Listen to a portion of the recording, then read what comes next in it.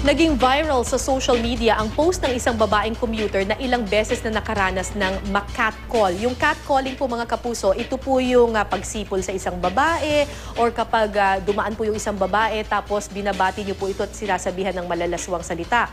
Ayon po sa Philippine Commission on Women, maituturing na isang uri po ng karahasan ng catcalling. May news to go si Valerie Tan. Kumalat sa social media ang post na ito ng 29 na taong gulang na si Maxine Liwanag.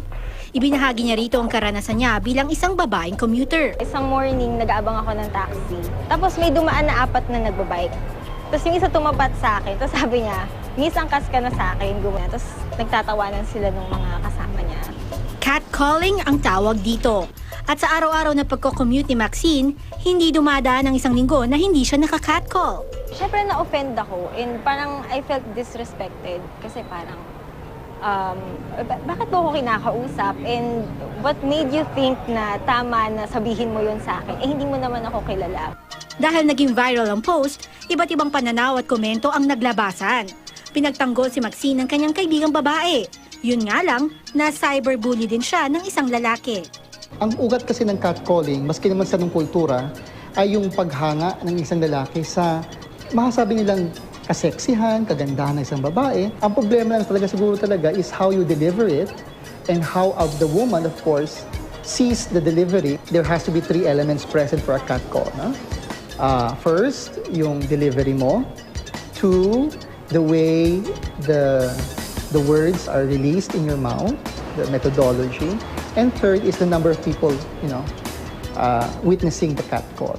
Para sa Philippine Commission on Women o PCW, may tuturing na gender-based violence ang catcalling. Hindi pagkapantay-pantay na pananaw ng mga kalalakihan sa kababaihan. So, ang pananaw ng kalalakihan ay sila ang may power.